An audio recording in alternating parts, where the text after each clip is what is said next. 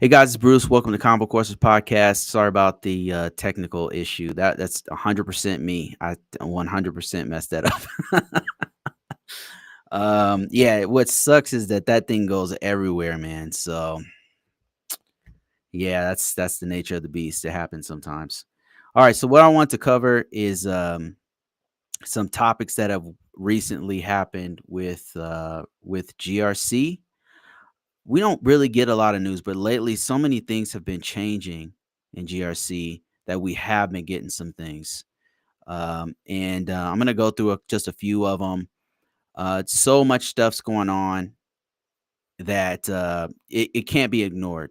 So let's start off with, I want to start off with Singapore. So, Singapore, their monetary authority is looking into actually a whole bunch of stuff. They're actually stood up a successful run of digital cryptocurrencies. Um, but the one thing I want to talk about is they have some guidelines for artificial intelligence risk management.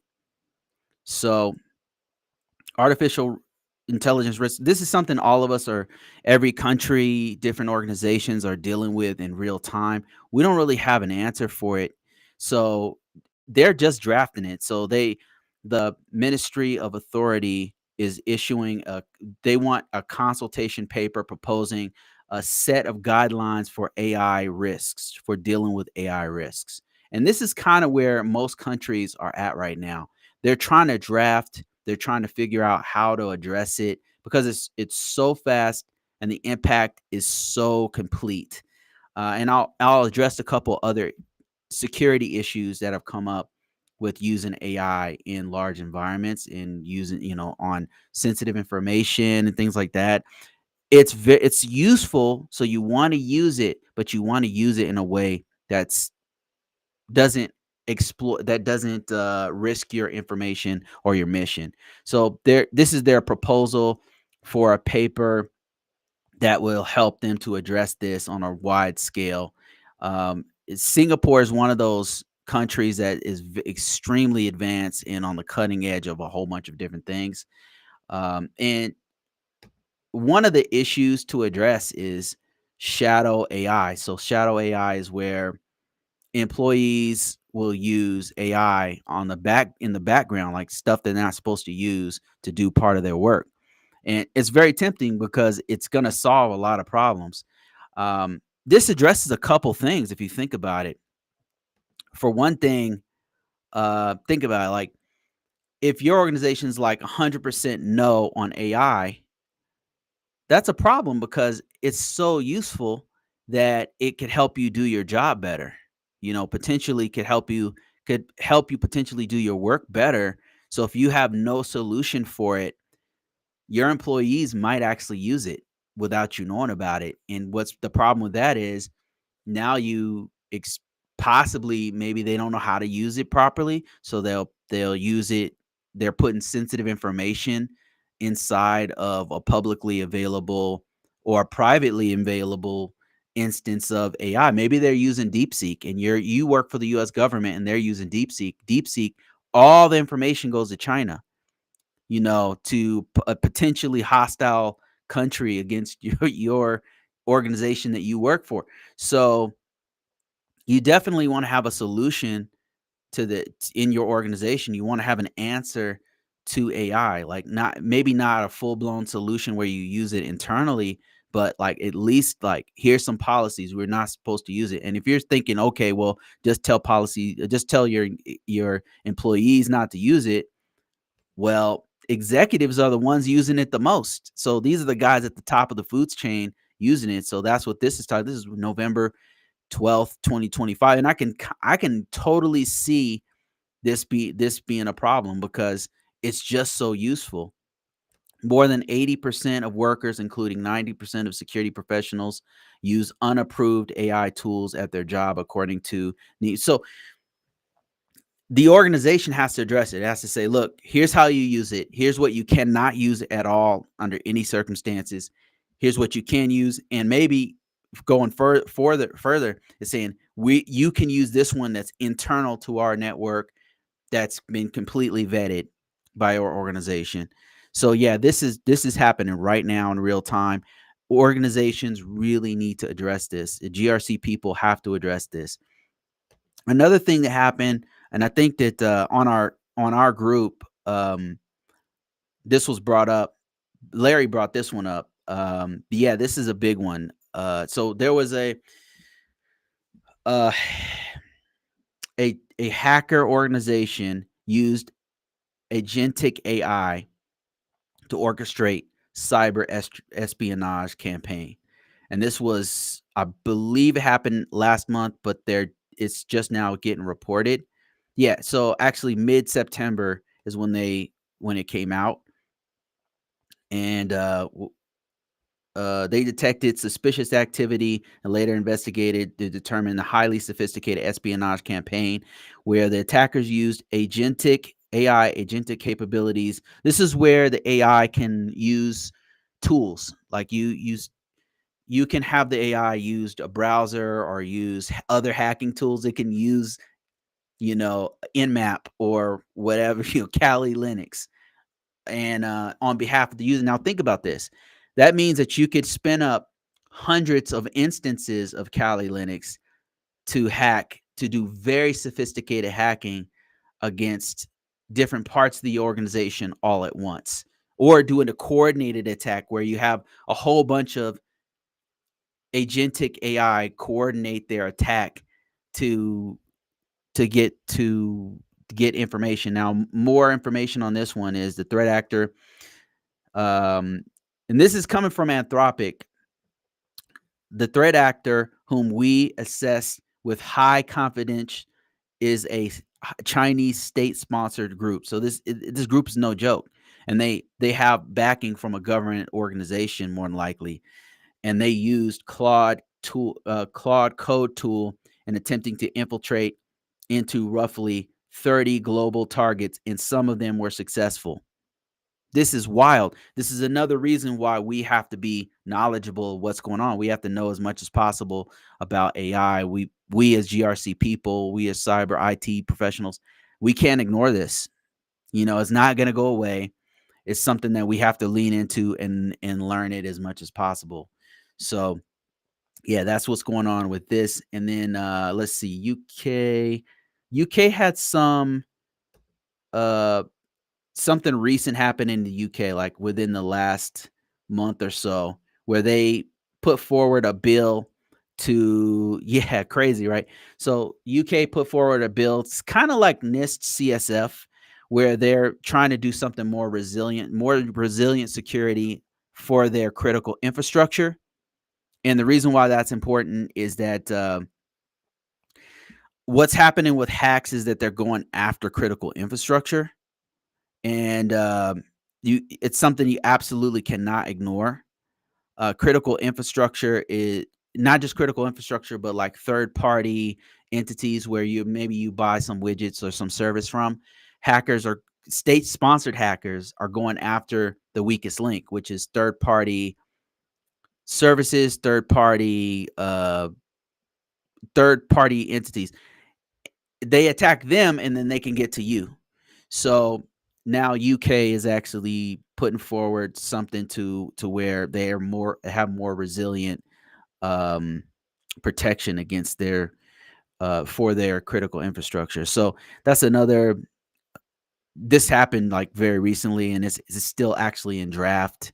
So you can see like the whole landscape is changing very very rapidly, and it's really somebody last week on TikTok brought up a great point of they kept asking like, what about AI governance? And AI governance is super important because as you can see, you've got employees using AI that they're not supposed to use on the back end in their organizations.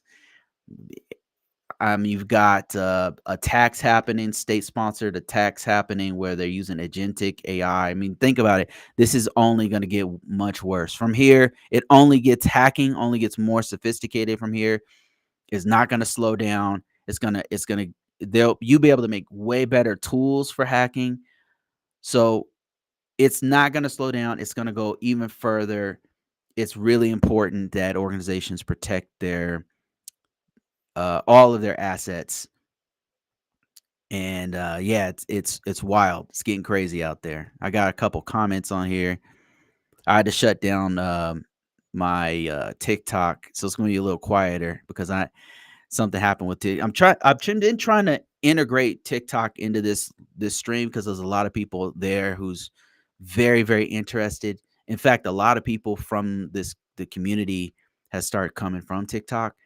I've been able to reach a lot of people from this platform there, and they don't. There's not any good tools yet to integrate it, so I have to kludge some stuff together in order to talk to them live. Unfortunately, so this time it didn't go well. So until I can get a good tool to do that, another thing I want to talk to you guys about is how it's been going into cloud. So I'll be definitely talking about that. But before that, I do that. Larry says, "What's up, everyone? Hope everybody's having a good Saturday." Let me see. Big week for artificial intelligence news. Oh my lord, so much stuff has happened. Man, so many things have happened, including the opening of the government. The government's is now opened up, so the flood of work has started again. Um, Definitely feeling that change. The break is over now. Um, how you doing, David? Appreciate you jumping in there. And then let me see. I wish I could receive some CPEs from this lesson. Actually, you can. CPEs are based off of how much time you spend learning, contributing. You can do it from writing, speaking, and even just reading a book. You can actually collect some CPEs. I mean, it wouldn't be a lot because I only do like an hour or two. Yes, I just audited in internal control where a department used unapproved AI. Wow, yeah. So that's the kind of stuff I'm seeing as well. In my last organization I worked with, we they were trying to really move fast to accept AI, but they didn't have the competence or the organizational skills to move. They opened it up and then some stuff happened internally, so we had to shut it down real quick. They started doing restrictions on it and went from yes, everybody can use it and here's how you use it to nobody can use it. Nobody can use any tools. That was the transition that we went through. And now I'm in an organization where they've integrated a proper instance of AI. So we actually have AI in our environment that's been vetted and approved, and it's 100% you can use everything within our environment where I'm currently at. So they have more of their act together, but where the other one I was at, man, holy moly, like this, it's just chaos over there. And I wish I could tell you more, but I can't really talk about it on here. Maybe in a private session or something, but I can't really talk about it on here. It's too much politics and stuff around it. So okay, I want to talk to you guys about what's been going on, like as far as me transitioning over to this new position, and I won't take too much of your time on this one. I wanted to talk to you about like what one of the big differences that have happened for me in this transition has been I've moved from a on premises traditional networking environment to one that is what's called cloud native, meaning most of the things that we have in our environment are cloud based servers, cloud-based services. Um, all of the identity and access management is all done through the cloud. Most of everything we do, not 100%, but like 95% of it is cloud based. So they call that a cloud native environment. So some of the differences that I've noticed is number one, it's a much faster pace. It's a much faster pace because you can spin up instances of servers really fast. Um, and that said, not only are you spinning up the servers fast, but you could switch server. You can switch the server from one that's way more robust, that has way more resources. It using more RAM, using more storage, more compute.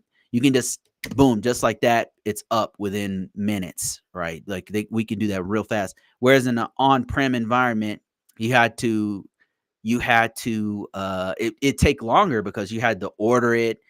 Five different departments had to touch it. Like you might have an acquisitions department or a part of IT that they're the only ones who's allowed to order the equipment. Then it comes in. Then you got to connect it to the network. So you got to call the network team in. They control that part. So somebody comes and connects everything together. You got to wait to get an IP address. And then after that, then okay, now the server guys can come in and make sure that the proper accounts are on there, and the security comes in. They've got to configure it to make sure the security is on there. Now it's just like boom, it's up, and then they have like an image of it. They have a specific Azure calls it something different, but it's an image. Uh, AWS calls it an AMI, and then it's already got all the security features on it. So when they spin it up, it's got all the, if you have one STIGs on there, security technical implementation guidance, all that stuff is on there already. Or if you had whatever you needed, it's already been approved and it's already there. So boom, that's already, all security features are there. And then as far as networking, you already have a VPC that's already set up. So you just connect it to that group with a security group that has all of the appropriate security inbound and outbound connections on it. So it's already good. So yeah, it's really, really fast. It's probably double or three times faster in this environment where everything is much faster paced, because they can just boom, move everything over very quickly here and there, or upgrade all of the operating systems really fast. So that's one thing. It's moving way faster. I can see a lot more organizations move into not just necessarily cloud, in the cloud, like in a publicly available cloud, but I could see them using more virtualization because the technology is just superior. Like it's just way better to do that. It's way cheaper, everything. Um, Least privilege and zero trust is a must in a cloud environment. That's another thing that is huge, because it's so easy to give people privileges. Like it, the environment's such that one person can have a lot of control, so you have to lock it down as much as possible. To give you an example, like if you have different services in your environment that you're not allowed to use, but you didn't tell or restrict your administrators from using those, to spinning up, say, 100 servers, or using, say, maybe you don't use Cloud Watch or something, like that's a logging service. Maybe you don't use that. You have your own, and they're using it. They just go and turn it on or whatever, and now you got to pay for that on 100 different systems. So you've got to like really lock it down. That's another thing that you've got to have. Make sure you have least privilege and zero trust. Least privilege means, the principle of least privilege means that you only give users what they need to do their job, nothing more and nothing less. And zero trust means, even if you're in an internal network, system A and system B don't trust each other. They still have to do username authentication, username password, or whatever kind of authentication between one another in order to get access. And that doesn't change across whether you're outside the network or inside the network. Systems don't trust each other. another thing I've noticed being in a cloud native environment is that the fundamentals haven't changed. Like the fundamentals of what you do for security, as far as confidentiality, protecting the secrets, integrity, making sure that the data is not manipulated from point A to point B, and availability, making sure that all the systems that need to be available to your operators or to your clients or customers is available. All that stuff, all the fundamentals of cybersecurity, like if you know those things, the fundamentals of networking, the fundamentals of basic IT problem solving, all none of that stuff changes. All you have is more features to do more of what the fundamentals are. So that's one thing that's great about it. Um, it's been an incredible learning experience, and the exposure to it has made me realize how much I know. That is just new features to help me do my job easier. So I went from being a little bit intimidated by cloud stuff to realizing it's really not that big of a deal. It's just computers. It's just it's the same stuff with different features. So that's and it's really good to know. Let me see. Another thing I wanted to talk about was a really great um a really great article that was written on the site. Let me see if I can get to that real quick. Um, security expert wrote something I thought was really good, and I wanted to bring that up. And it has to do with the conversation we had about a week ago about what to put on your resume. And let me see if I can find it. It's really great. And while I'm looking for it, so what it was about is exposing too much information on your resume. Um, and that's definitely something that should be brought up. And I think we have a difference of opinion about it, but I think that they brought up such a great point that I think I should bring it up. Um, and let me see, I'm still looking for it. Security expert brought it up. It was based off of a conversation that I believe me and Larry were having about like what you should put on your resume, what should be allowed, what how much information do you want to put on there? And I think that it led with if you have a clearance, should you put your clearance on there? And I was saying yes, and security expert was saying no, I don't do it. And here's the thing, like he has a great point, right? And I'm not saying this to go against them. And as a matter of fact, the article is so good that he brought up really good points that I want to kind of show you guys, and a solution to what he's talking about too. All right, so he's talking about your LinkedIn profile is likely telling hackers too much. And he's giving reference to what we were talking about, piggybacking off of that. He says, I noticed a discussion on professional forums where people suggest posting details on their resume on their LinkedIn public profile. On the surface, it sounds reasonable. You want to be visible, right? But from a cybersecurity perspective, that's not always a great idea. He's saying everything you post on LinkedIn is public. And that is a great point. Public meaning it is advertised on Google, right? Like it's advertised on Google because LinkedIn is a social media website. He said that means adversaries can see it too. Not only employers are seeing it, but adversaries, people who don't have your best interest on you or the organization you work for. And he says, if you include specifics about yourself, your job, your systems, the tools you use, projects, you're handing out information that could be used against you. Uh, and if you hold a top secret clearance, that kind of detail can put you and your career and the current organization that you work for at risk. Cyber criminals use open source intelligence, also known as OSINT, to connect the dots. So They look at where you worked, who you connected with, what technologies you mentioned. From there, they can build a profile and plan a phishing or social engineering attack.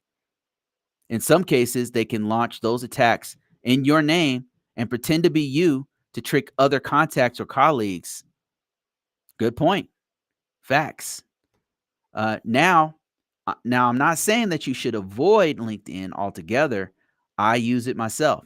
I'm a contractor, but I do it in a controlled way. I upload my resume in LinkedIn and I set it so that only recruiters can see it. There's a public version of your profile that is short and simple. And he says in his 37 years of cybersecurity, this is what he's been doing. And it's a snapshot of his 37 years. Sorry. It shows the credibility without giving away too many details. But the recruiters, on the other hand, they get to see the full version of all the technical depth and the projects and history and everything. So there's a way to fix this. So if you go into your LinkedIn page, and I think it's down right now, I've already tried this link, but if you go into your LinkedIn page, you can actually set it so that it only shows a summary of your LinkedIn and all the details only available to your uh all the details available to the recruiters that need to see it. And he says that uh so you upload your resume and you only share what you want them to see. So he says the downside to a limited profile is that there's a small percentage of recruiters who simply search the public profiles to for potential candidates. But you need to strike a balance between oversharing and giving small groups of recruiters enough information on your profile. So this is actually a great point, and I just wanted to read this because yeah, this is, and it's something that I'm actually paranoid about. Like full disclosure, I don't use my real name on LinkedIn. Like I don't. I'm very paranoid about it. I do say whether I have a clearance or not, but I don't use my real I don't use my real name. And if you're wondering, like, well, how the hell do you get jobs if you're not using your real name? So I use a once the job contacts me, then I start talking to them. I start vetting them. The first thing I do when I get an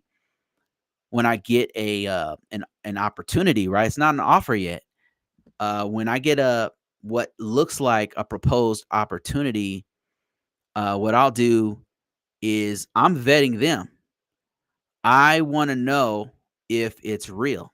I wanna know if they're real. I assume the worst. I assume that they are, not who they say they are and trying to get more information off of me. So I'm very suspicious. I'm very kind, but I'm very suspicious, because I've been contacted by people who try to do this, try to get more information off of me for whatever reason. I don't know what they're trying to do, but, um I don't use my real information. I don't publish my real, address. I don't I don't sometimes I'll use a different, phone number. I'll use a number from a separate phone or a set like you there's ways you can get a different phone number. And, you could also use like a throwaway email. I haven't found that was, I haven't needed that, but that'd be another thing you can do, a throwaway phone number, a throwaway email, a different name. Uh, and then finally, like another thing you can do is exactly what security expert is saying, which is let me see if I can see it. It's still down, but there's a way you can go into your profile of your LinkedIn page and you can set it to where it doesn't show publicly available information. Now, I put my full resume out there as part of my business, as part of what I do, but if you're not a public figure, if you're not using it to promote other things, then it's probably a better idea to make it so that it's not public. I'm on the back end here. I'm trying to show you guys what I'm talking about, but you don't have to show everything. Let me see if I can see your profile is public, your name, contact information, region. Um, well, I can show you this. I can show you this back end piece right here. And this is kind of what he's talking about, but there's another piece that will allow you to. So yeah, here's a part of what he's talking about. If you go to what I did was I went to my profile picture here. And I believe you go to settings and privacy. And then from here, you can actually make it so it's not public. You can put this on, you can set it to where it's not publicly available. I mean, you want it to be available to the actual job market, but you can make it so that you can restrict it, is what I'm saying. You do want it your whole profile available so that people can see it, but there's a way that you can restrict it. And I can't get to the site that he posted to do that. Maybe I can find it by the end of this. Here's how you can make it publicly available. Um, and then here's another big one right here. Public. So you can make it so that it's only available to LinkedIn members, like only people on LinkedIn, and not published on the internet if you want. And then there's another way that you can make it so that you don't put all of your information in the actual resume, in the actual profile. And I'm looking for that one, and let me see, edit contents. Let me see if I can find it. Enhance profile. Yeah, I'll find it. But yeah, I get what he's saying. Like it's I'm very careful about how I present my information because I want the right people to see my resume. And since mine is publicly available, like it's going everywhere, got to be careful about what I put on there. Um, this is not where I live. This is not my real name. Just like you know what I mean? Like you've got to be careful, right? It's a part of my name. But oh, somebody's telling me here. Settings, visibility, page visibility. Let's see if I can find it. Settings and privacy. Without showing too much of my page visibility. Let me see if I can find it. Page visibility. Page visibility.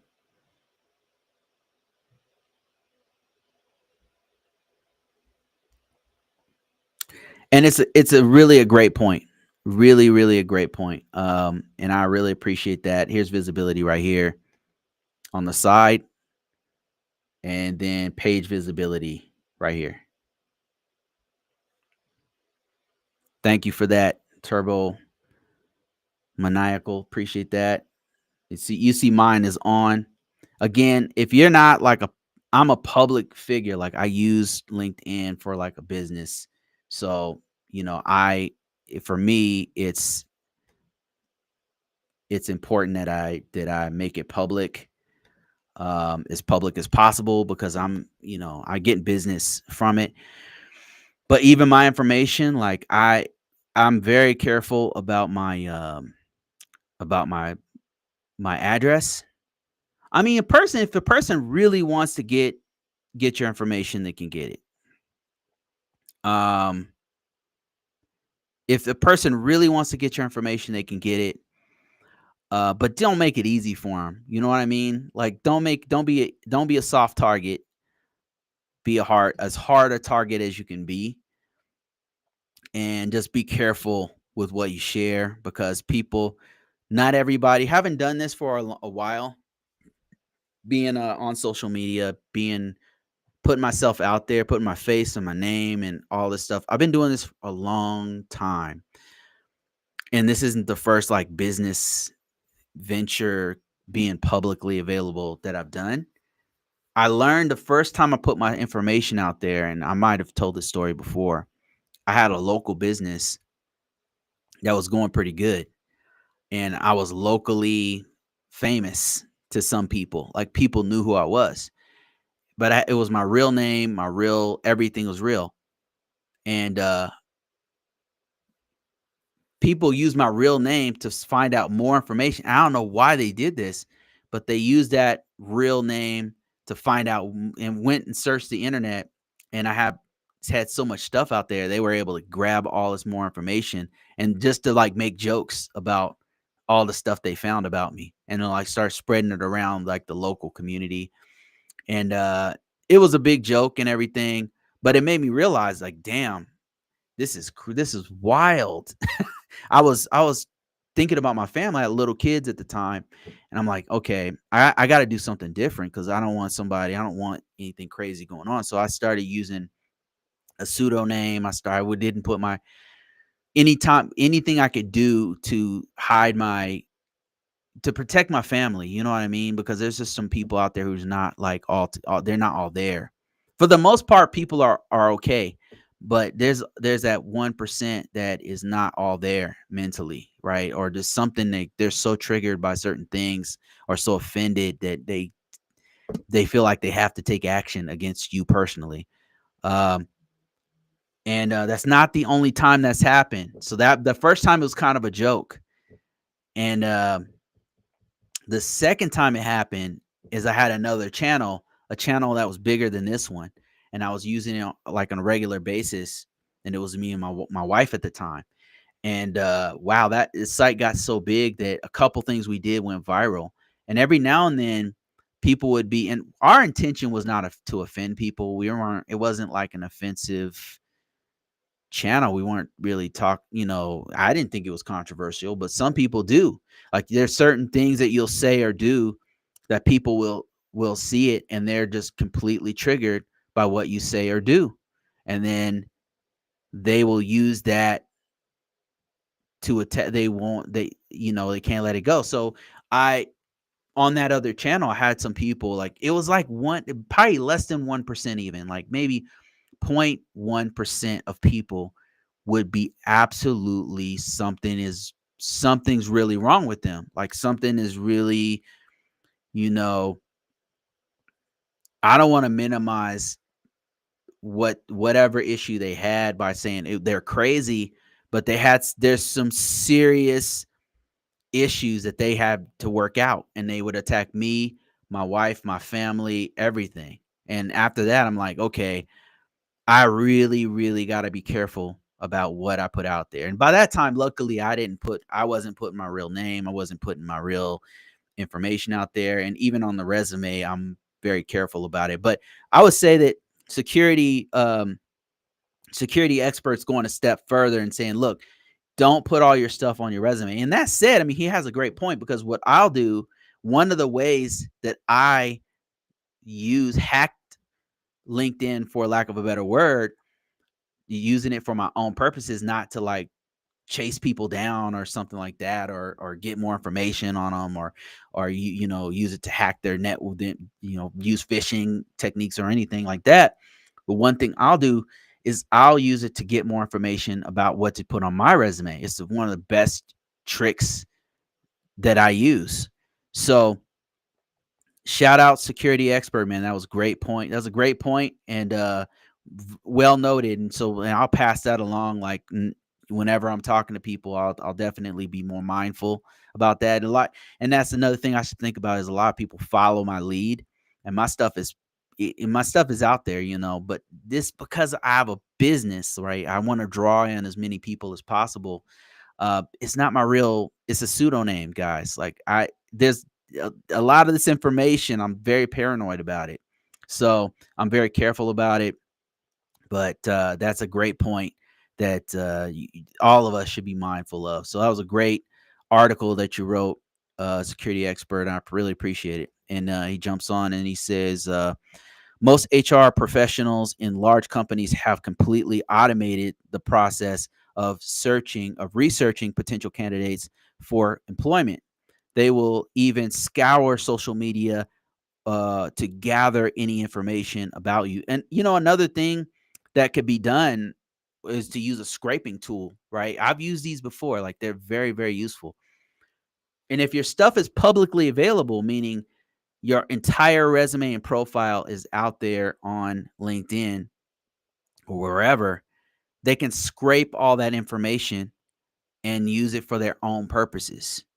And that includes scam organizations that are just trying to get more information off of you, which there's a lot. That includes hackers and all kinds of stuff. Um, and so you gotta be careful. I thought your real name was Bruce. Um, it's part of my real name. It's part of my real name. So I'm not scamming you guys. I'm very paranoid about it because all a person needs, listen, if you want to know why I use a pseudonym, just do this experiment on your own. I want you to go to Google or Bing and type in your real name, your first name, your middle name, your last name, and a state, and the state and the city you're in. Just that in that order. Your name and your city and state that you're in. Just type it in and see what you find. Now, unless you've done some work to get rid of all of your information on Google or Bing, which most of us haven't, you're gonna find some stuff on yourself, and some of it will be very accurate. If you've ever had a business before, if you've ever had any kind of legal disputes, if you have ever owned property, all that stuff is publicly available. And unfortunately, the U.S. Hasn't done anything to protect us, the masses. They'll protect businesses, right? Large businesses, but there's nothing to protect you and I. Your publicly available information is out there, and it's connected to other people you know. So just be careful. Be careful with your information. Um, just it's it's terrifying. Like the first time I saw it many years ago, I was absolutely terrified. I'm like, "Oh my god, I can't believe it." And the thing is, it's not just the federal government, it's the state government and it's your local government. In fact, the smaller the government, the less security there is on it. If you own a business and you have to register your business locally, you can find all of your information. There's only a few states that do it right where they protect your information. But if because what happens if you have a local business, you have to register the information with that local city, right? And then all that information is publicly available in a database. That's anybody on planet Earth can see, by the way. All they got to do is log into it and then type in your name or your business name or whatever, and all your information comes up, and they can just call you or come to your house or something. Uh, Same thing with the worst one that I've seen is real estate. If you have a title to a house or a land or something like that, you got to put your real name with that title and contact information. Your all your information. Have you ever wondered why the hell you get so much mail, like from all these solicitors trying to give you credit cards or loans or more property or buy your property from you or just any number of things. Anytime you register anything with the local government, they put your stuff out there publicly. And so all these other businesses can solicit you because they know where to go to find all your publicly available information. That's how they do it. And then we don't have no protection. Our stuff is literally out there in the clear text. It's all out there, and there's the thing that makes me the most upset is that there's no political will to fix this problem, and it really makes me this is one thing that makes me very, very angry. If I had more time on my hand and to do nothing but try to fix that problem, uh and push that down the throats of local legislators or even all the way up to the feds. I mean, I think the feds do a little bit better job, a lot better job of protecting our information because they've been hacked so many times. The feds do a better job about protecting our information. If you're worried about, oh, what about my social security number? The feds do a better job. That's part of my job. But when you go to the state, the lower you go, like the state, depends on the state, of course, but states typically they're not very good. And then the city is, oh my lord, it's even worse. It's worse. And then if you go even lower than that, like your local municipality, it's really bad. They have virtually no security. Fun fact, Bruce, or whoever you are. It's Bruce, man. You can call me. My family put you this way. My family calls me Bruce. My father named me after him, so I tend to keep a low profile. He doesn't. He doesn't. And because of this issue, I always have people in my business. I love it. Whoever, whatever your name is. That's great, man. Um, just be careful with your information. Mainly like your real name connected to your city. Your if When people put those two together, like just Google yourself. Just Google it, and you'll see what I mean. Another place you can go to see how exposed your information is um haveibeenpawned.com. Let me see if he changed the name. Right. Haveibeenpawned.com. Yeah. Haveibeenpawned.com. Let me show you that website real quick. This is another one. It's very, very useful. It shows anytime organizations, not even just you getting hacked.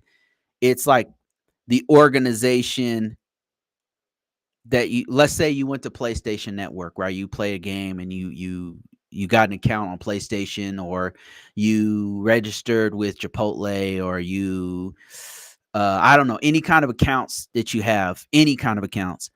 That company gets hacked and your information is with them, and that information gets bought and sold on the dark web, and that information ends up here. Like, you can find out what organizations have been hacked, and then all the times the emails that you've used to make those accounts, it'll come up here. So this is another place to check. I'm not going to put it here because you'll see all kinds of stuff. You'll see. I mean, most emails have been hacked. So unless you just made the email and have never used it, right, which is a smart idea, like make an account where you don't use that account for all, Target or whatever, and then use that for more private stuff. Because, man, these companies are getting hacked back and forth like all the time, continuously. We got to be careful. All of us got to be careful. So great point, man. I really love that article. Made me think about my own security expert. That's something to keep in mind, and maybe I, change direction on what I tell people as far as putting yourself out there, because you do have to be careful. And that said, we do have to advertise ourselves, because you have a personal brand when you're out here promoting yourself to get a job as a project manager, or get a job as a, cybersecurity person or cloud person or whatever. You're putting yourself, the resume is your brand. Like, you're saying, hey, here's what I've done. Here's all the things. We have to promote ourselves, but we also need to do a better job um, about protecting ourselves too. So, yeah, thanks for that great article. If you guys are interested in more information like this is not the only place we talk. We have an organization, we have a community called combocourses.com. So if you look at the link here that's scrolling across the bottom, it's login.combocourses.com. If you're interested, it's free to join, and we just talk about stuff and security topics and things like that. So you're free to jump in and join us. We'd appreciate your input. The one thing I love about the community is that I'm learning stuff all the time, and from people like Security Expert, from people like Larry, and other people in our community. It's for everybody. So it's for all of us we are the only ones that we got our own backs. Like, we have to have our own backs, right? Because God knows the government's not going to do that for us. I wish that I had something better to tell you about them protecting our interests, all of our interests, but it's just not. Unfortunately, it's not there, and I hate to say that.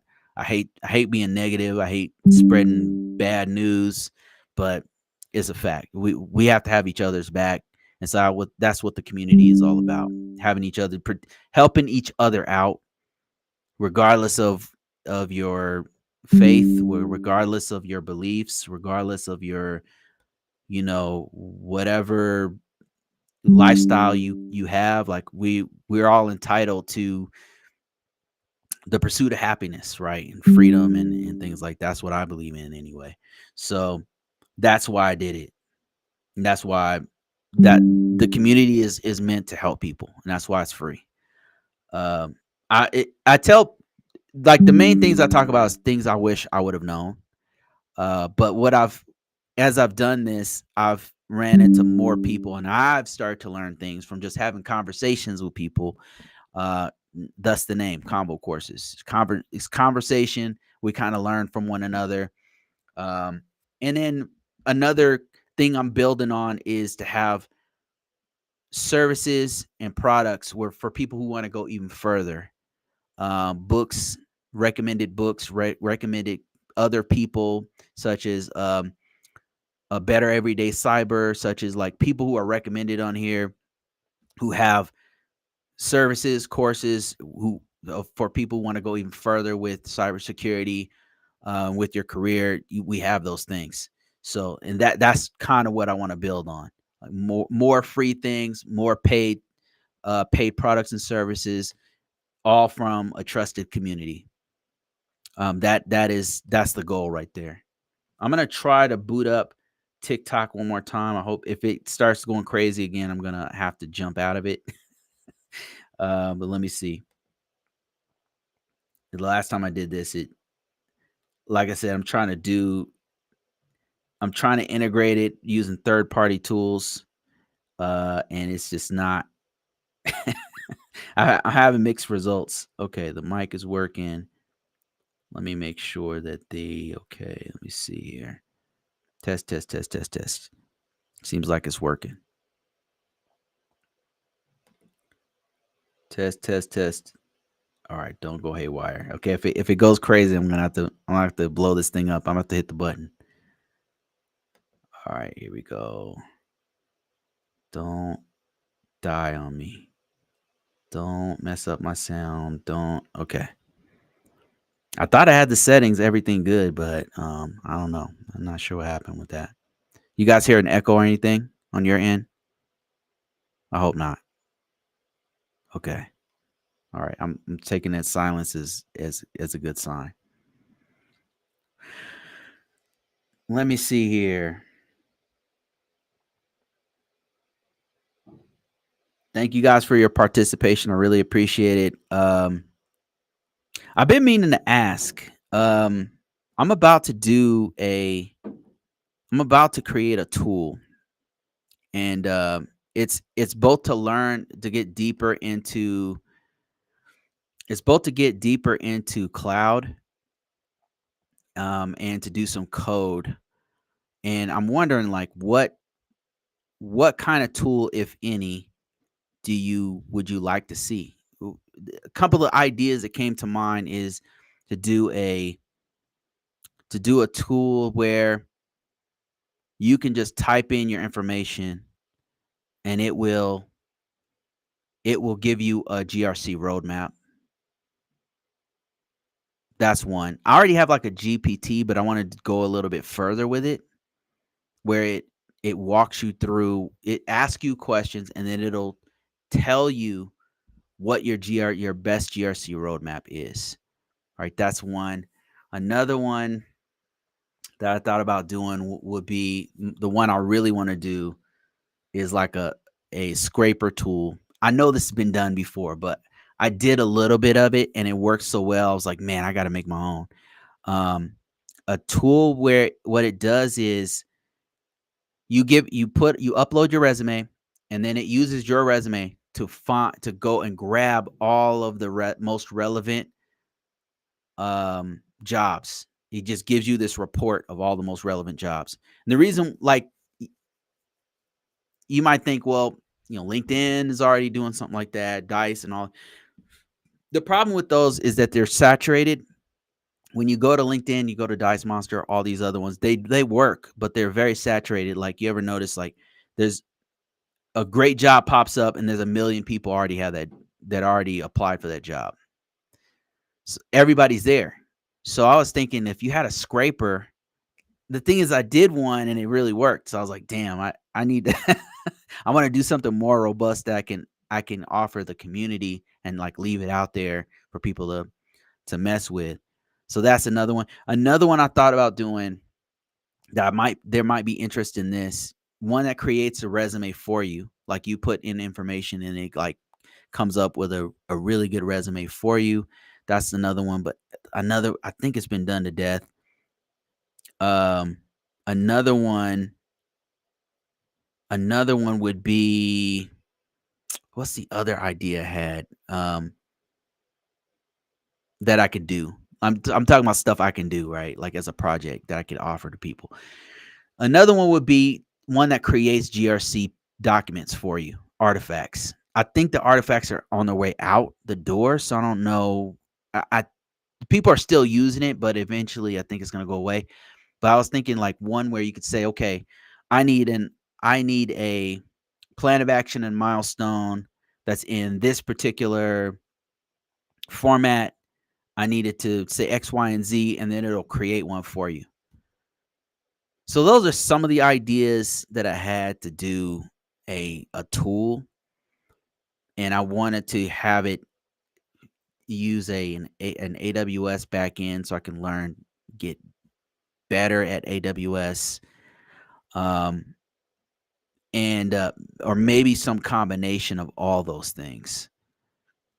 Those are some ideas I had, and the reason why those particular ones come up is because the most questions I get are about resumes, about people who want GRC documentation, or those are the things that people ask me about the most. So that's why I was most interested in doing those things. And I'll definitely do more research about these things, but I want to know what you guys think on what kind of tool you would like to see um, from a GRC or cyber perspective. I was also thinking about doing one that used uh, have I been pwned? Because look at this. Check this out. So this one, this page, along with a couple other pages, have an API key. That means they encourage you to use their software. So I could make a software that uses their software to enhance whatever I'm doing, or as an engine behind whatever I'm doing. But I don't know what I could really use this for. I really got to think about it. What could you probably maybe I could do something where it solves the problem of the local security issues, cuz local governments really don't have any security, and that's really a problem. And so maybe I could do something with that. Like maybe I could do like in have you been pawned for local governments, because I bet you local governments who don't have a lot of information out there. I bet you they get hacked a lot.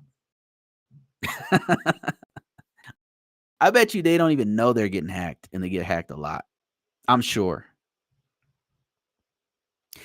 I think another thing you could do is do a variant of "Have I Been Pawned" and then do it for, like, local governments. That might also be a good idea.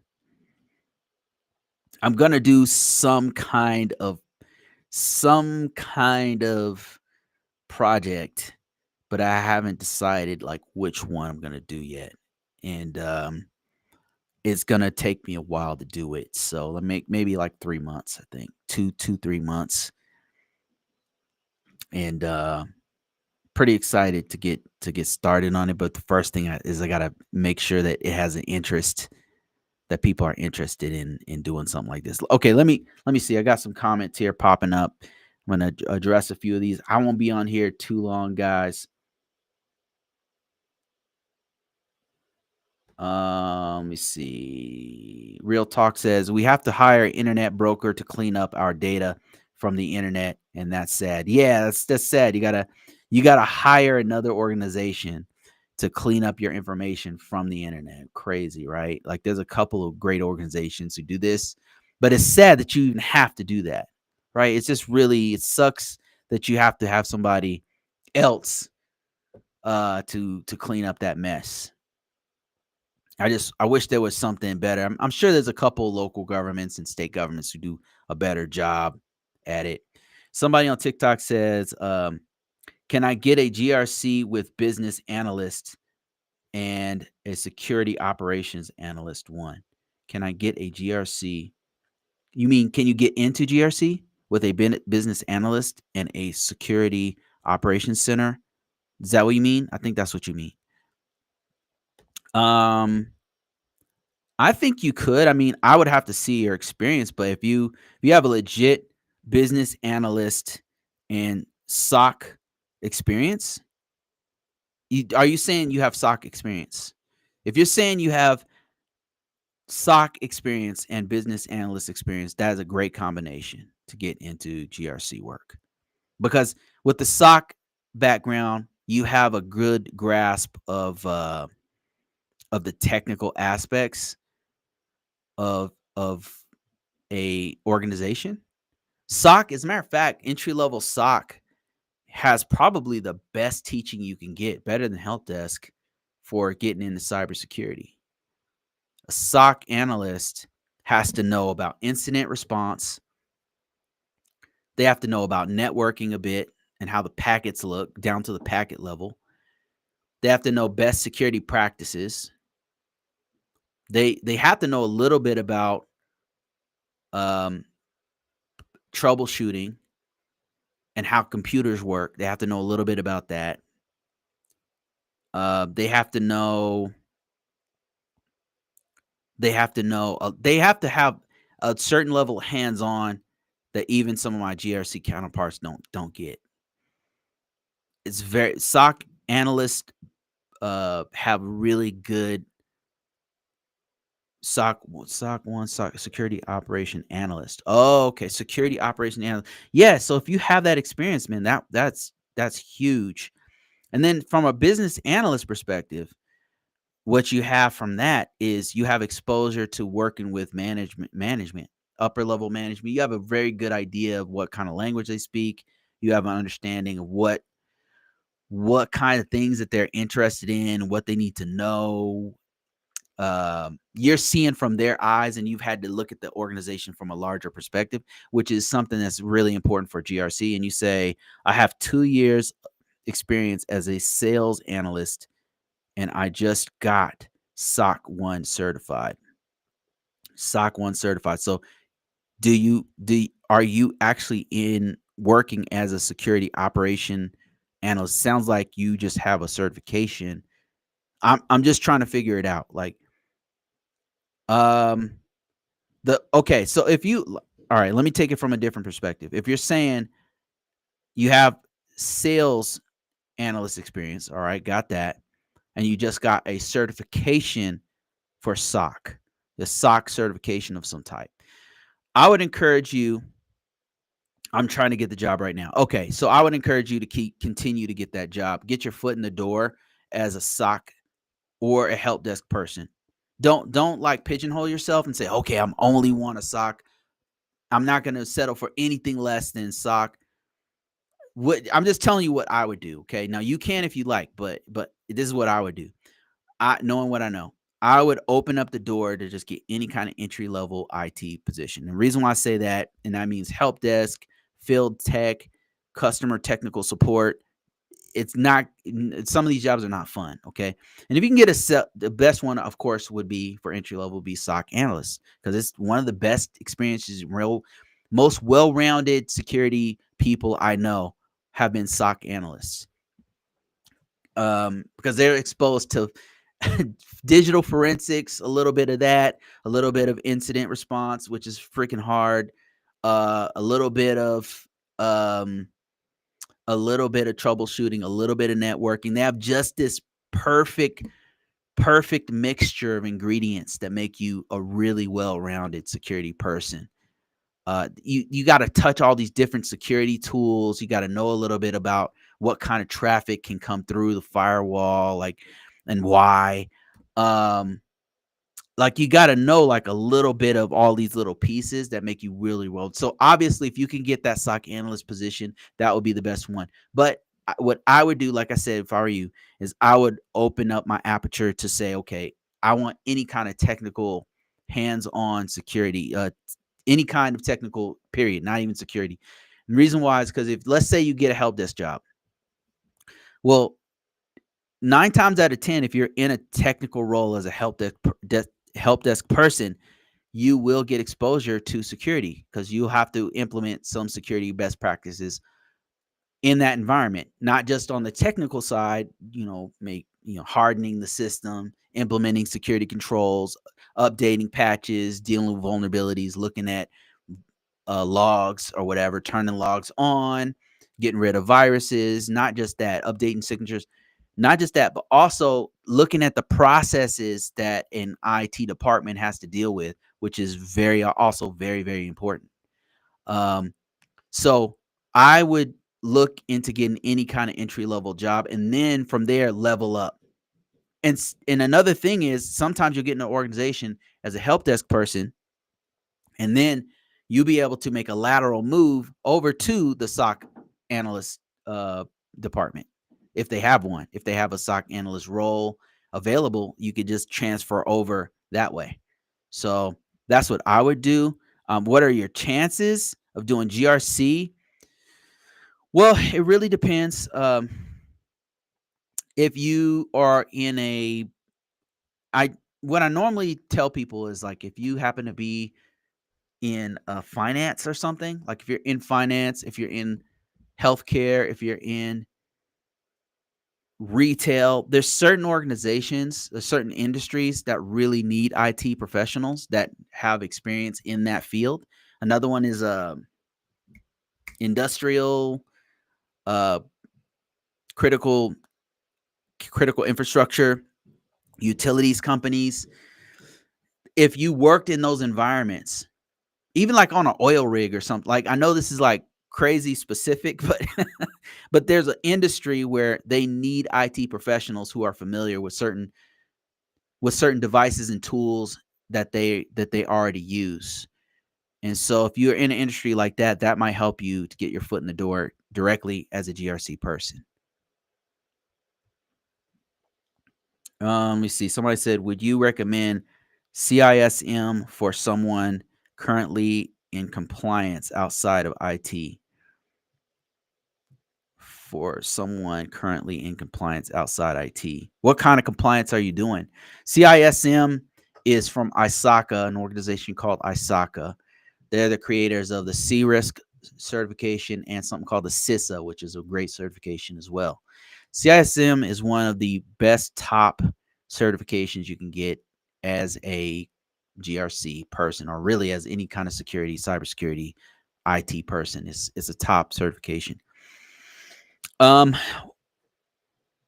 it's you're gonna need a certain amount of experience to get it. I believe you need like 4 or 5 years of experience even to sit for that test. I think there's some requirements for it. So I would it would probably be better for you if you're entry level, you're coming from a different organization outside IT. You don't have any technical experience. You just haven't touched IT. I would probably say Security Plus would probably be a better start for you. Just my opinion, but I think that you need to start with something that's more going to introduce you to information security first, and then go from there. Right? I wouldn't just you're kind of diving into the deep end if you go with CISM immediately.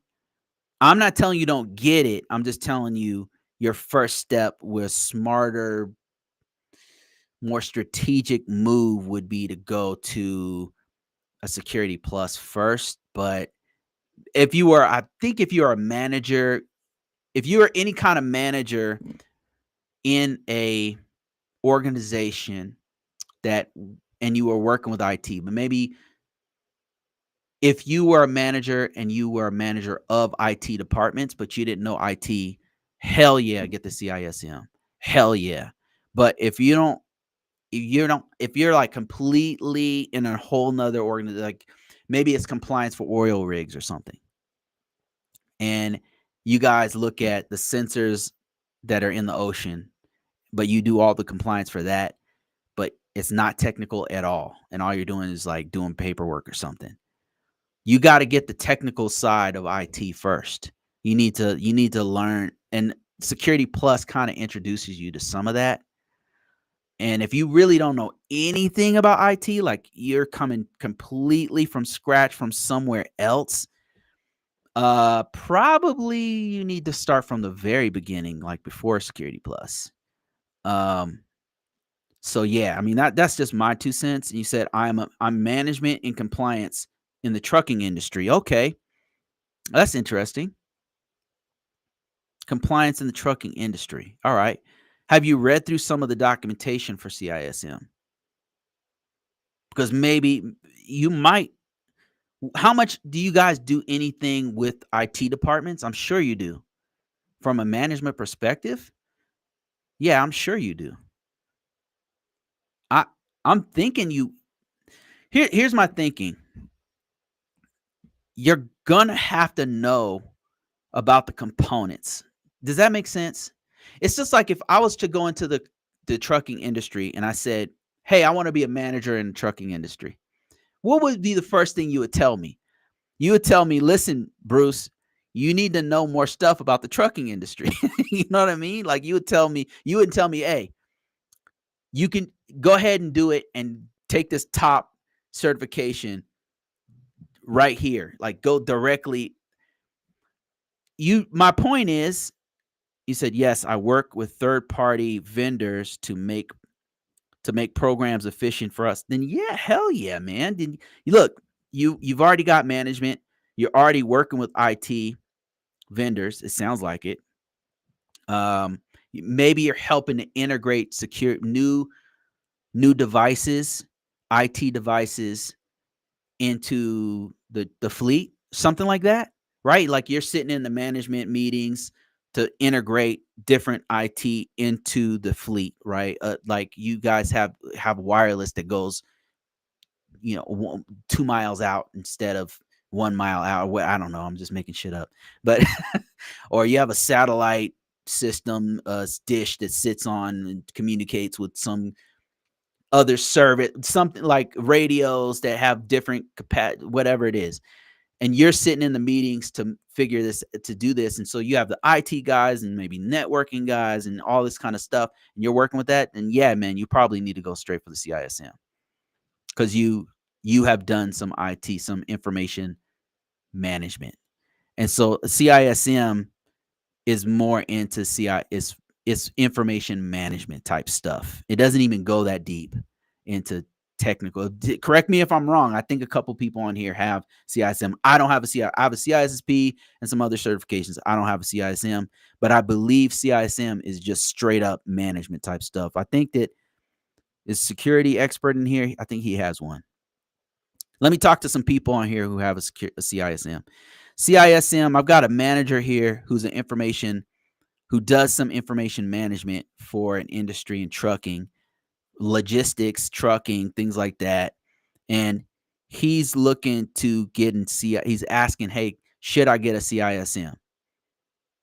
And I'm kind of telling him it depends, but I'm thinking probably yes. I mean, another thing we can do is look at the requirements. What are the requirements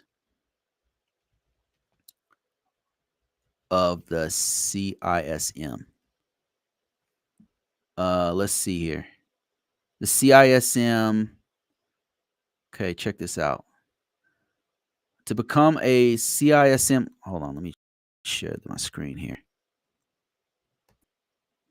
To become a CISM, a certified information security manager, you must pass the CISM exam, obviously, and meet experience and other requirements. Now, this is the part that I was talking about, including having 5 years of experience in information security management experience, with at least 3 years in management roles. You got that one down, in a management role across at least three of the CISM domains. And then it kind of breaks this down further. You must submit an application for certification within 5 years of passing the exam. So let's say you go ahead and pass the exam, right? They're saying in order to get the cert, you would then have to complete your 5 years of experience. And I don't know if they have like a caveat to that, like if there's a way to get around it. I think there is. Let's see. There's a fee, processing fee, $50. There's no way it's only $50. Shit, I don't know, maybe. 5 years experience, a minimum of 5 years of professional experience in information security is required. Okay. I mean, do at the organization you're at, how much information security do you have to deal with personally? Like how much of it, right? Because depending on how much you do, even though it's not in your title, you might qualify for this, right? Because I'm just saying, like, if you're one of the guys who are writing the security policy on on the fleet on the fleet's IT infrastructure, right? That might be part of the kind of stuff they're talking about here. If you're integral part of information security for the fleet, right? You might qualify for this. Anyway, let's see. 3 years of management experience. Within the 5 years experience, at least 3 years management. 3 years must be information security management role. And then the domains include information security, governance. I'm sure you have some of that. Information security program development and management, risk management, and then information security incident management. And then there's waivers.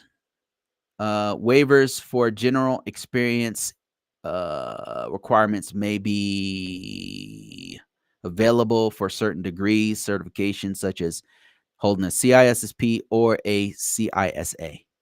So there's a way that you can program development. Okay. Yeah, you still might be able to do this. I would take a closer look at the requirements. The one that might get you is this one right here, 5 years of professional security, information security experience. But it depends on how much security that I mean, you might already be doing security. You just you don't hold the title, but that doesn't mean you're not doing information security. You know what I mean? And then a way around it they're not saying you can't sit for the exam. You can sit for the exam and get the experience, and then get it later. But another way to get around it is to just take the CISA first. So there's a couple ways you can do it, right? Like if you can know. So my answer is if you fit the requirement, go for it. If not, fulfill the requirement and then do it.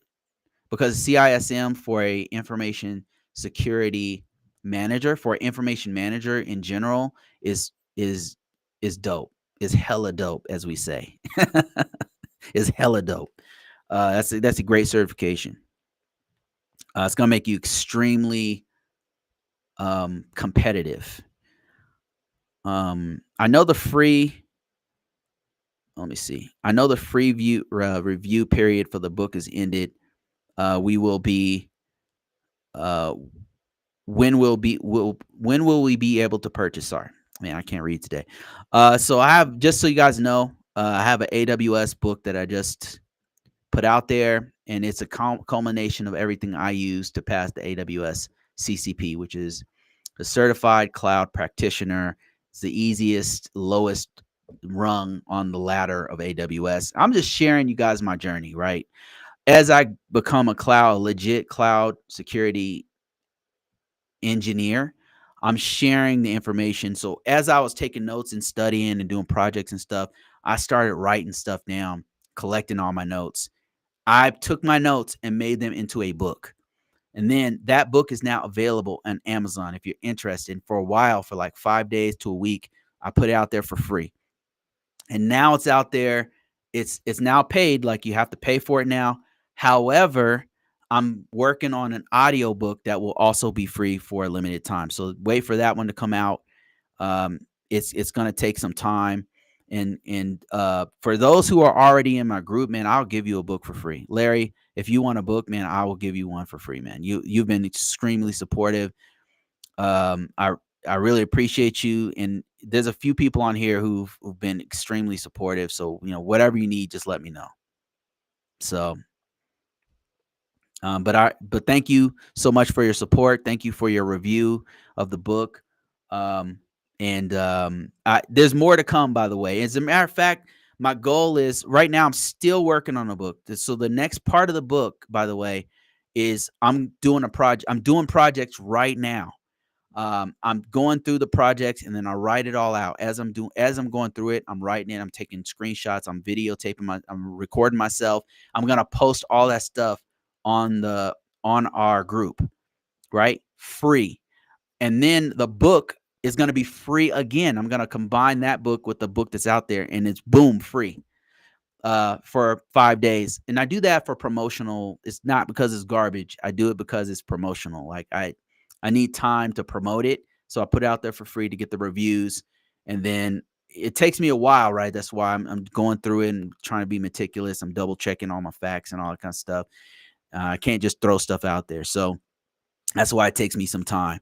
If you guys are interested in getting free stuff in regards to GRC, information security management, GRC stuff, join us at Combo Courses. Just go to combocourses.com or better yet, go to login.combocourses.com. Make yourself a free account. It's all there. There's going to be paid stuff. There's going to be more free stuff, but that's the name of the game. And for contributors, like people who want to contribute to the community, which I do have, like people like Ryan, who's contributed a CGRC course for free. People like a program manager. Program manager donated some free material based off of his years of experience doing plan of action milestone. The damn thing is so good. I was like, hey man, like, is this is this in the military already? No. So free stuff for the community. It's so that we can pass on and share information and have each other's back so we can level up in this industry and make that bag, right? Get that bag, get those skills and continue to grow. All right, guys. I'm only gonna take a couple more questions. Let me see. No worries, man. All about spreading the word. Definitely only doing this because you've shown and proven time and time again to give quality advice, resources, more free. Just hey, thank you. Thanks again, Larry. I appreciate you, man. Thank you for your kind words. Thank you for your continued support of the community. That's what it's all about. Okay, let me see here. Somebody said, I'm looking into ICS. This is critical infrastructure stuff, right? OT security. So that's operational security, operational technology, sorry. Wastewater treatment plants to secure the HMI PLC SCADA systems. So that is very specialized. Like I remember I applied for a job at a critical infrastructure, and the first thing they asked me was, now keep in mind, I have over 20 years experience. I could do everything they were saying. And they were like, well, the last question, have you ever worked in SCADA before? And I said, no. And that was the end of the interview. Let me see. Let me see here. I'm trying to see if there's any other comments. And I apologize, guys, earlier for that very embarrassing and terrible technical issue I had. I think I did something wrong on the TikTok side, but I don't know, man. That's why I gotta test this stuff before I go live. Kind of trigger happy on going live sometimes. Okay, Real Talk says I've gone. I don't know if I read this one before. I've gone on job interviews where it seems like the interviewers were in discovery to capture past employer information system and processes to capture past employers information. Um, you mean like, yeah, we were talking earlier for those who are coming in late. We were talking earlier about Security Expert had a great article on our community. We was talking about the importance of protecting your information on your profile, on your LinkedIn profile, because a lot of people put a lot of publicly available information out there. They put a lot of personally identifiable information that could hurt them. They could be used by malicious or actors or adversaries or somebody who just has ill will towards you. They could use that information against you or against the organizations you work for.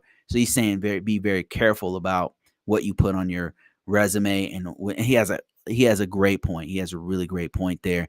And then to piggyback on that, Real Talk is saying he's gone to interviews and he's sitting there and it seems like they're just trying to figure out more information on how past employers have done systems or processes and things like that. What I'm nervous about when I'm doing interviews, especially the screeners, is that they'll ask for my social. I'm like, what the hell? I'm like, nope, absolutely not. Send me to the employer, right? Like, I'm not going to give you this information. Here's my publicly available resume. I'm not giving you, that's as far as we're gonna go until I know more information. And then I'm vetting them just like they're vetting me. I'm looking up their links. I'm seeing if they're on LinkedIn already, if they're a publicly available, publicly traded company. I'm looking up if they're a legit organization. Who are they? Are they listed other places? Have other people joined this job before? I'm looking for stuff like that because I'm very paranoid about information. Because the thing is, most people, like 99% of people are cool, but there's that 1%, man, there's something's wrong with them, or they have it out for you, and anybody can get it, right? Being in cybersecurity, no matter how tough you are, no matter how secure you are, no matter how no matter what, this is what I know for sure. Anybody can get it in any time. Meaning anybody can snipe you, anybody, you could be walking down the street at any given time, you can get it. So my job, your job is to not be an easy target. If they're gonna get it, they're not gonna get it without a fight. Right? That's what I'm saying. They're not gonna get it without a fight.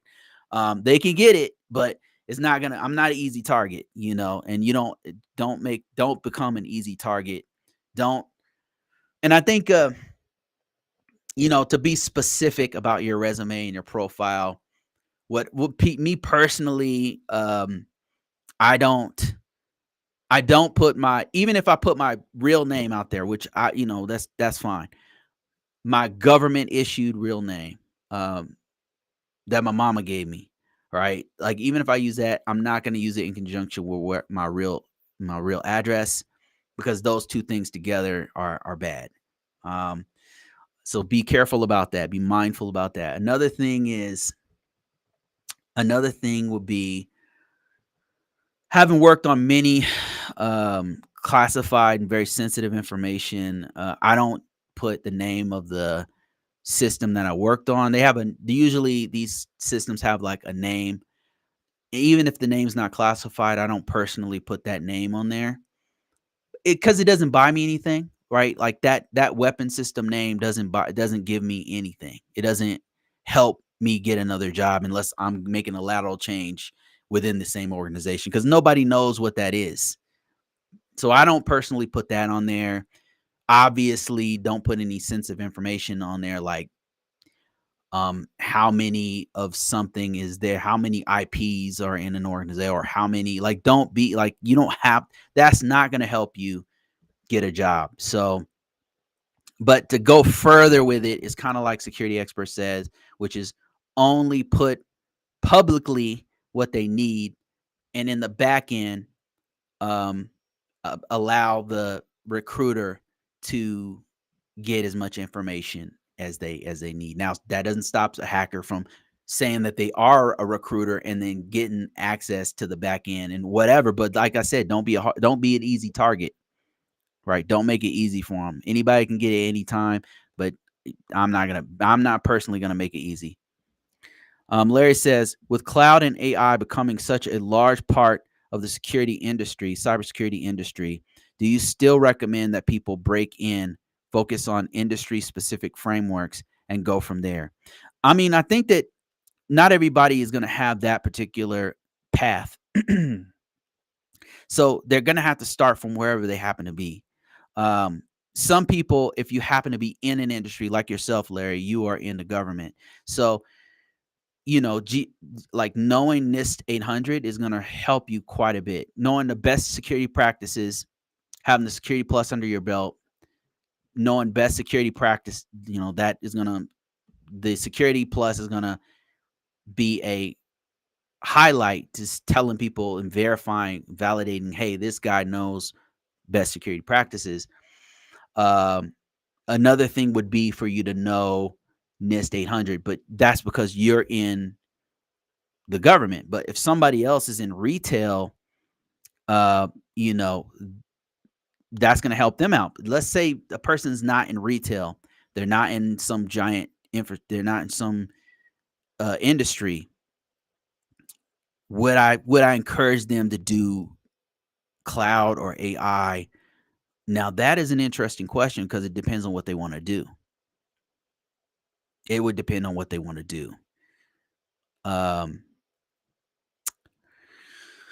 I would say if you're starting off absolutely from scratch, let's say you're a student, you don't have any industry experience, you're not in healthcare, you've never held a job in of government or anything like that. How could they start? Where should they start with AI? Should they start with cloud? Man, probably cloud would be a really good start for them. Now, knowing what I know now, holy crap, cloud might be a really good step in the right direction. But they're still going to have to know fundamentals, IT fundamentals. So if you're starting from there, unless you for AI, I would say if you're trying to get a job, right? Like unless you are a machine language, you're in computer science and you're a machine language like that is your major is machine learning or something. Of course, AI, right? Or if you are a computer science major with a specialty in like data science or something, you could probably go into AI directly from there. Um, but looking at this market and how things are going, I just don't think like it's practical for a person to go directly into AI. It just doesn't. I know some people are cracking the code on this. I know that there's some real clever people who are making an AI SaaS or something, and then making a living off of that. But I think that what I've noticed is with influencers is that there's some people who are outliers and they make content and that whatever they had or whatever special sauce that they put together to get from here to there, not everybody can do what they do. But they have this huge following, but not everybody can do what they do. They're outliers. Uh so I think for most people who are going to go in from any path, I don't think starting with AI is like the best. I think you should use AI as a tool to learn more, but I just don't think I just can't bring myself to tell people, "Hey, go directly into AI." I just don't think that's realistic. I mean, unless you can still do AI projects. I mean, you can mess around with it, but the market's just not regardless of what what the news media and all these people are saying. I'm in IT, man. I'm not seeing it. I'm just not seeing what they're saying. I'm just not like, oh, AI is taking all the jobs. I'm not seeing that. I mean, I think that you should definitely have it in your toolbox. You should definitely learn it.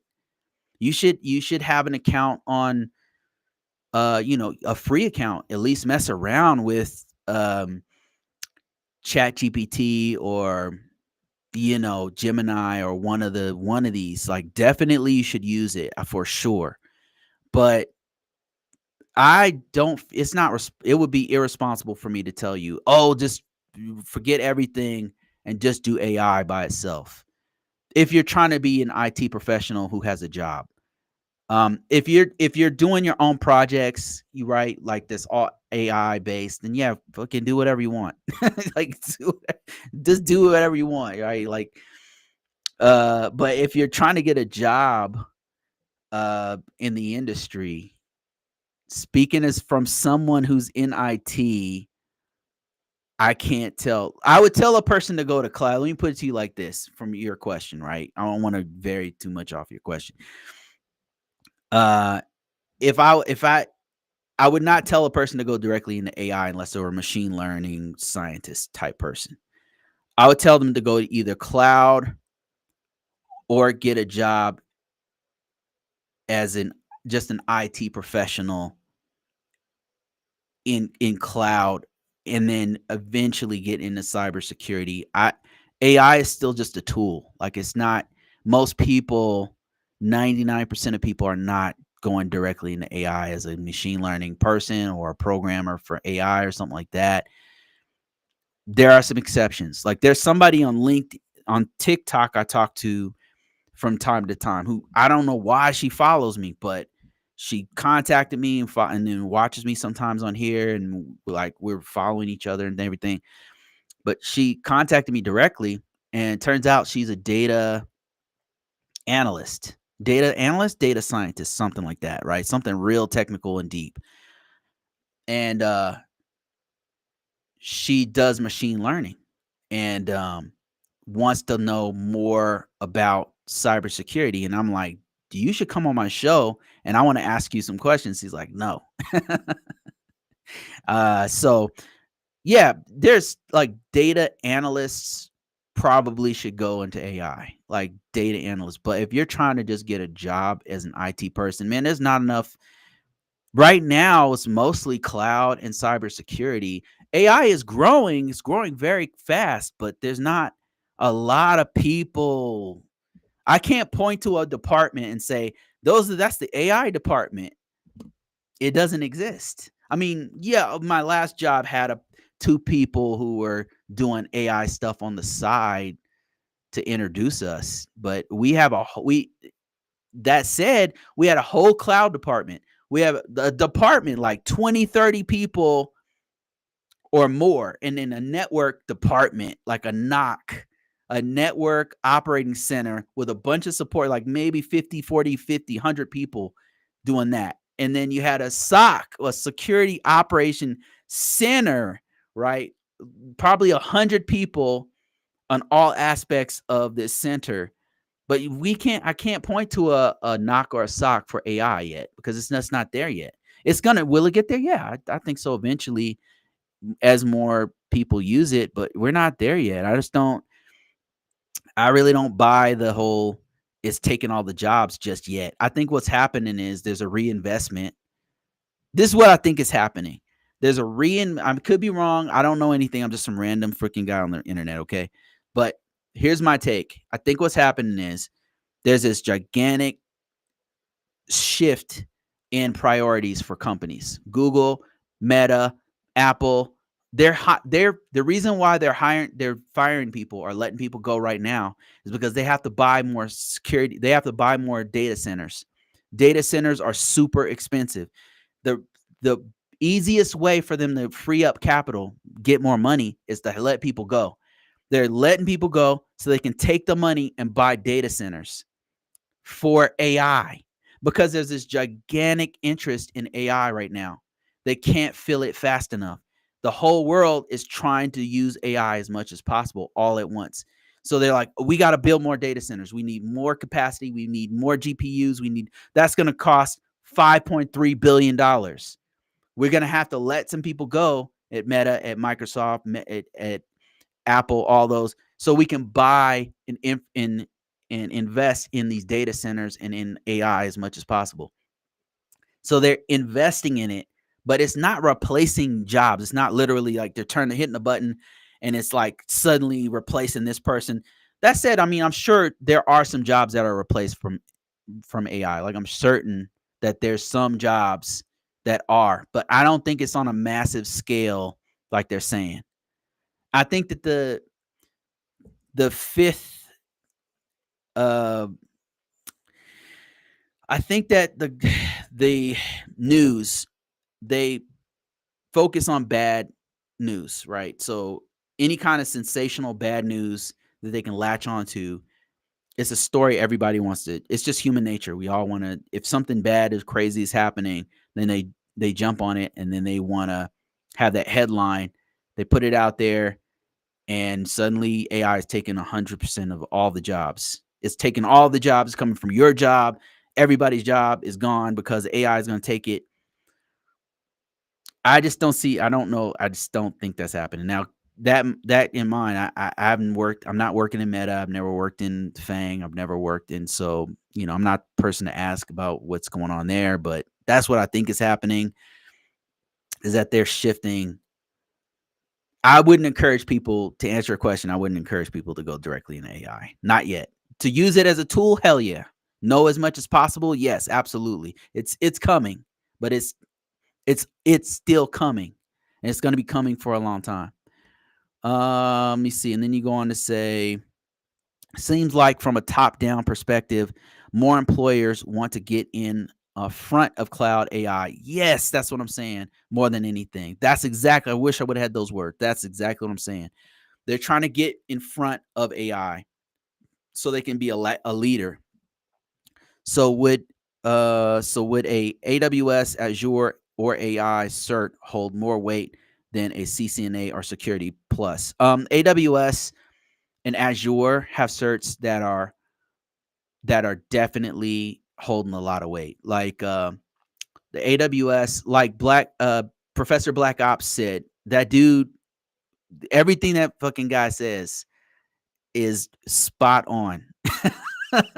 The more I learn, the more I'm like, my eyes are open. I'm seeing everything he's saying. But he said more than once, he said the certs to go for are the AWS SAA.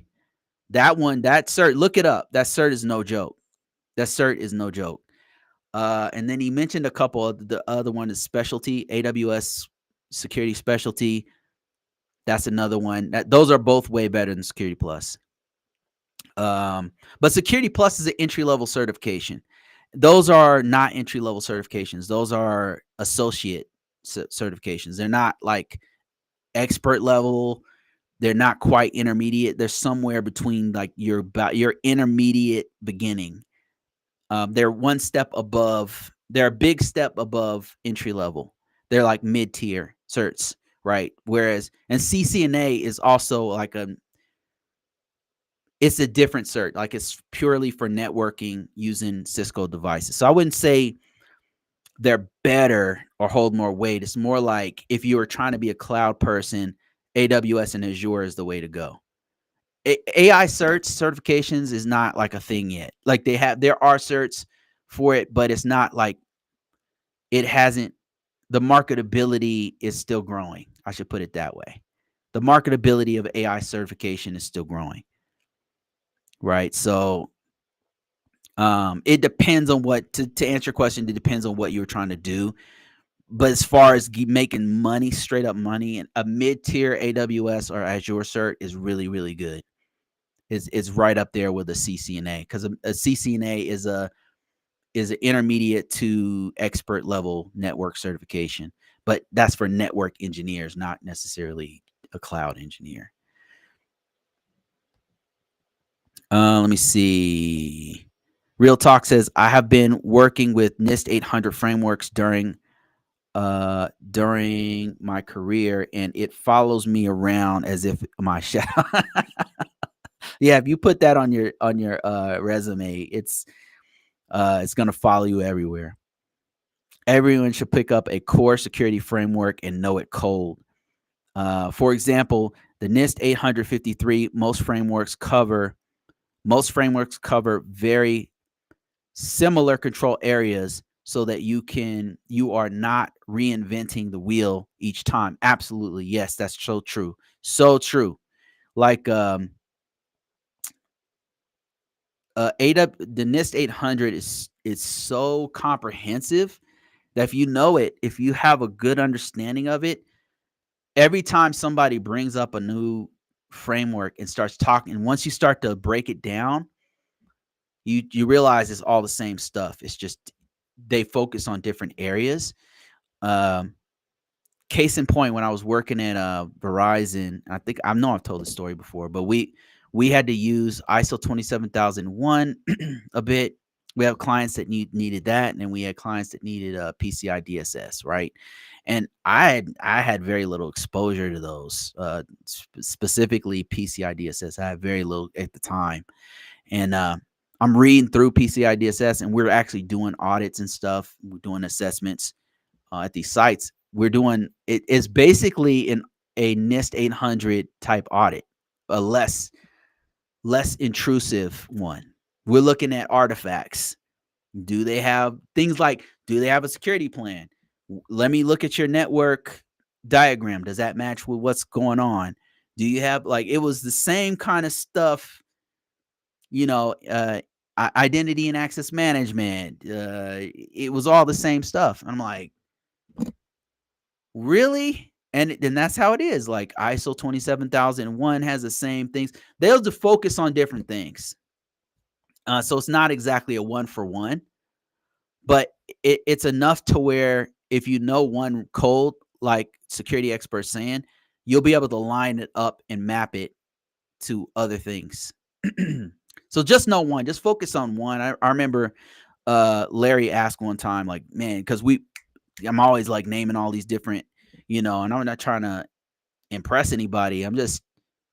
It's just one thing I want you to know is, like, if you know one really well, the other ones make more sense. So,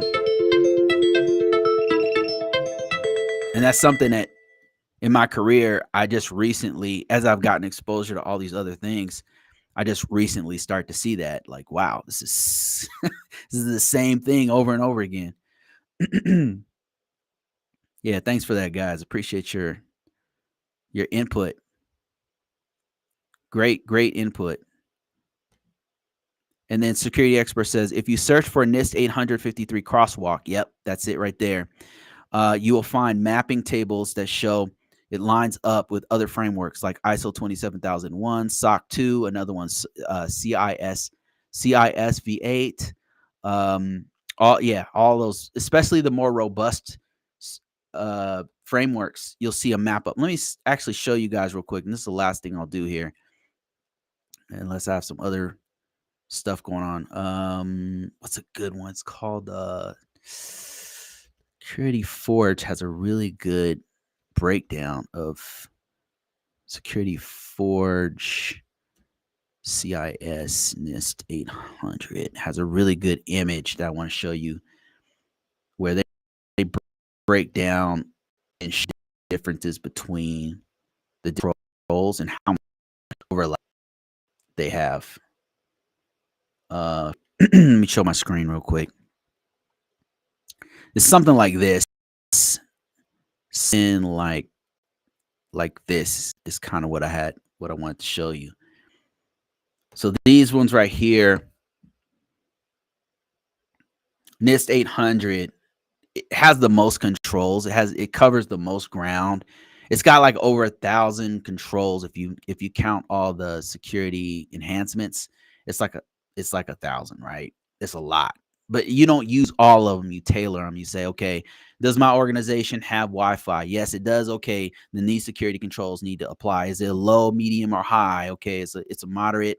So it's going to use this many controls. So you don't use all 1,000 controls. You use what controls you need. But what this is depicting is, number one, this organization, Security Compliance Forge, I think they're called. They have their own homegrown control set that is super comprehensive, I guess. I've not looked at it, but NIST 853 is large enough to where it can include everything in 27002.